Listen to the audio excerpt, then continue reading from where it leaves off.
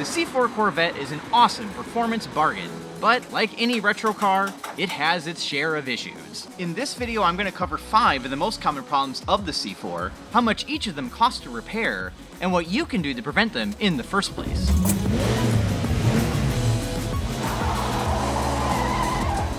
Welcome to Retro Cars Forever, where we celebrate cars of the 80s, 90s, and 2000s. My name is Brad, and I'm the proud owner of a car that defined a lot of that era, the C4 Corvette. Now, I'd say 4th gen Corvettes are reasonably reliable for a retro car, especially if you look at the later model years, like my 1996 Collector Edition. Big ticket items like the engine and transmission are pretty stout, and after all, it is just a Chevy, nothing too exotic. But there are a number of little things that can add up to a potential money pit, and some of them are pretty surprising. So let's get started with common issue number 1, the tires. You might not think anything can go wrong with tires beyond usual tread wear, but you'd be dead wrong. That's because age can eat up your tires just as much as mileage. Think about a rubber band. They're nice and pliable when new, but as they get old, they become cracked and frail. Tires are the same way. They'll start to get old and cracked after just 6 years, and by 10 years, tires are downright deadly. Paul Walker lost his life because of this issue. The car that he crashed in had tires that blew apart because they were 9 years old. On most cars, tire age is a moot point because they just get driven enough miles where tread wear is what's going to make tire replacement necessary. But most Corvettes aren't driven that often, and unfortunately, many owners are oblivious to this danger and keep old tires on their cars years after they should have been replaced. So make sure to check the date your tires are manufactured using the DOT code on the sidewall. Typically, the last 2 digits on the full DOT code represent the last 2 digits of the year that the tire was made. My tires, for example, were made in 2019, so they're still plenty fresh. If you need new tires installed in your Corvette, expect to pay between $400 to $1,300 for a set of 4, depending on the brand. Not only are new tires safer, they'll also ride softer and grip the road a lot better.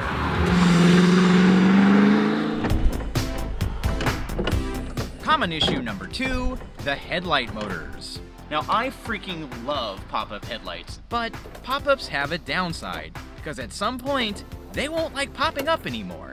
I found that nearly half of all C4s out there have headlight motors that need some sort of attention. Even if the lights seem to be working, you'll know the writings on the wall when they start making a clunking or grinding sound after the lights come up or down like this.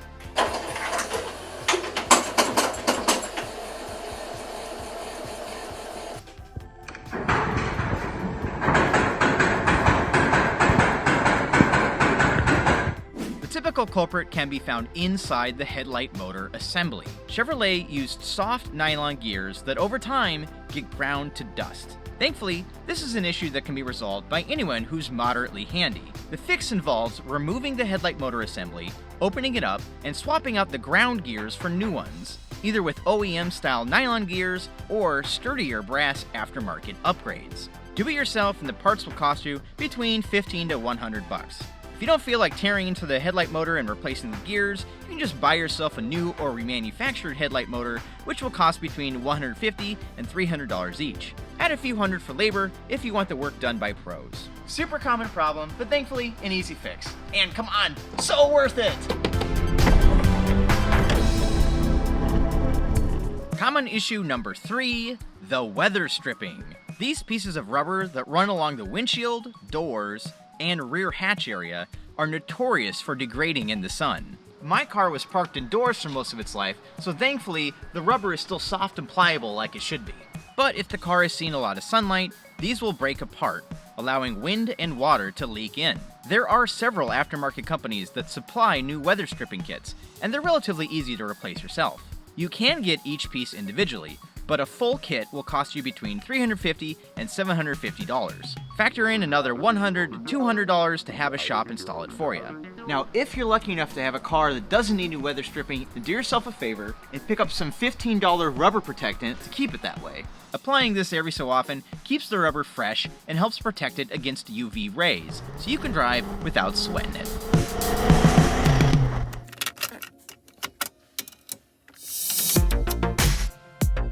Common issue number 4, interior electrics. There are so many little things that go wrong in here that I'm just grouping them all together as one issue. There are a ton of schmancy, power-operated gizmos and doodads in here that are wonderful when they work, but can all easily go wrong with age. Let's start with the gauge cluster. Later cars like mine are a mix of analog and digital gauges, whereas the earlier cars have full digital displays, which are super rad. Either way, it's super common for the digital displays to fade or burn out over time. Luckily, there are entire websites dedicated to fixing this issue. Batty.com comes highly recommended by many C4 owners. They offer a service where you mail in your cluster for them to refurbish. Removing the gauge cluster yourself isn't too hard if you're handy, as it's a bunch of easily accessed bolts and screws. This service costs around $250 to $500 with shipping, depending on what needs done. Add another $100 to $300 for labor to have someone else remove it and install it for you. Another thing that will fail often are the power seats. Just days after buying mine, the driver's side had issues going up or down and started making this sound. That noise tells you that the power seat rack will need replacing with either a new one or a remanufactured one, which is what I went with. This repair cost me $250 to do myself, which wasn't too difficult to do. This would have cost about $1,000 for a shop to fix. But like any old car with a bunch of power accessories, everything in here can be problematic. If you're checking out a Corvette that you want to buy, my advice is to take your time and test every single button and switch. Think of them as guilty until proven innocent. Unless you witness it operating correctly, you have to assume that it doesn't. Here's a quick bonus issue, the wobbly steering column. That's a bonus issue because I already covered this in another video about how to get in and out of the C4 Corvette. It goes over this super common and costly issue and how to prevent it. So check that out next if you haven't already. Common issue number 5 is the Optispark. Now I've been trying to cover issues in this video that are relevant to all C4 Corvettes, but this one is so prevalent with the LT1 and LT4 engines like mine that it has to be mentioned. Because almost all C4s with those engines will have this fail on them around 100,000 miles or so. Okay, so what the heck is an Optispark? Well, that is the name of the Corvette's fancy optical distributor. Most cars of this era, like my old 1991 Ford Escort GT you see here for example, have distributors mounted near the top of the engine bay where the electrical components inside can stay high and dry. But the advanced design of the Optispark distributor meant it was mounted low at the front of the engine, way down here. And guess what's mounted directly above the Optispark? The water pump. So if your water pump starts to leak, and all water pumps will eventually leak, it'll drip coolant right onto the Optispark. And once moisture builds up inside the Optispark distributor, it'll short it out, and your engine will miss, stall, or not run. Now here's some good news. When the Optispark fails, it's not like it destroys the entire engine or anything dramatic like that. I mean, after all, what is this, a Porsche? Yeah, you heard me. I said it. I'd say it again. Once the Optispark is replaced on your Corvette, your engine will run good as new. But the bad news is, it's quite a job to replace it. In fact, the Optispark is so buried you can't even see it without removing a bunch of this stuff out of the way. That includes the water pump that's right above it, so you definitely want to replace that while you're at it.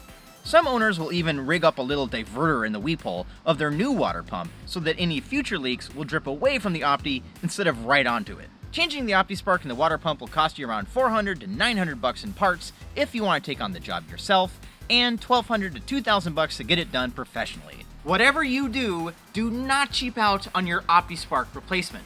I've heard too many horror stories from owners that found a great deal on some off-brand Chinese-made unit only to have it fail weeks later, so they had to do the entire job over again. From my research, the best brand for a new Opti that got the most recommendations was Petrie Enterprises. Petrie? Petrus? Well, hope I'm saying it right. Anyways, if you want to go for a rebuilt Optispark instead, Optispark Solutions 1 on eBay has gotten a lot of praise from owners as well. Now, there are some things you can do to prolong the life of your Optispark. To start, you could get a 1995 or 1996 C4, because those last few years have an improved vented design that helps with the moisture problem. Beyond that, minimize the amount of water that gets into your engine bay. Automatic car washes that spray water from underneath are huge dangers. Even hosing off your engine bay to clean it could easily short out the Opti in a Corvette.